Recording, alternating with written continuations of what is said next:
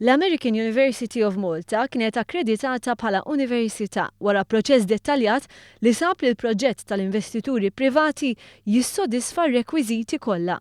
Dettalji dwar dan ingħataw minn Martin Scicluna, chairperson tal-Kummissjoni għall-Edukazzjoni Ogħla, li f'diskors ta' siegħa ta' rendikont pass ta' kif kienet evalwata l-applikazzjoni. Finally, the Commission believes that subject to AUM agreeing to meet the stringent conditions which have been laid down by the Commission in offering it the grant of a licence, its accreditation would be in line with the government's policy of encouraging and ensuring greater internationalisation and pluralism of higher education in Malta. Il-Kummissjoni kienet ilha minn Mejju tal-2015 tagħmel skrutinju ta' Sadin Education Investment. Primarjament kien analizzat il-programm edukattiv li qed joffru. Scicluna spjega kif l-Università Amerikana f'Malta għandha sħubija ma' żewġ universitajiet Amerikani oħra, id-DePaul University f'Chicago u Clemson University f'South Carolina. Dawn jipprovdu garanzija ta' kwalità fit-tagħlim fil-livell universitarju. Was the applicant's application in line with the requirements for top administrative and top academic staff that are named and fit for purpose, the minimum number of accredited courses or programs required for an application for university accreditation? Answer yes. Does the applicant have a viable and sustainable academic strategic plan, related procedures and manuals, and a related detailed budget forecast?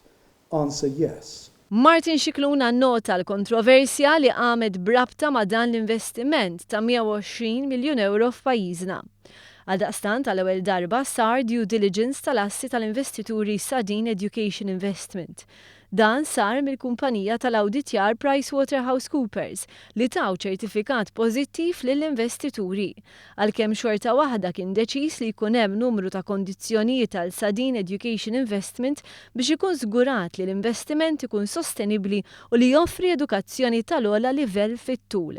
Hawn appella biex wieħed jirrispetta d-deċiżjoni tal-Kummissjoni Nazzjonali għall-Edukazzjoni Avvanzata Ogħla li fuq kollox hija indipendenti u awtonoma u f'dan il-proċess imxiet bit-trasparenza.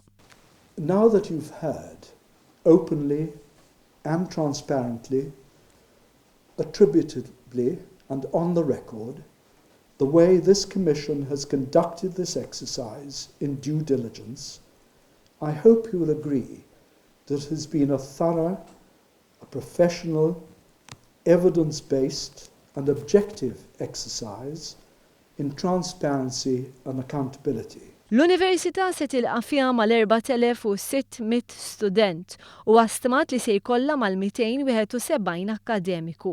L-Università se jkollha 5 fakultajiet imqasmin fuq il-kampus ta' Zon Orfwitiline u l-Baċir numru 1 f'Bormla.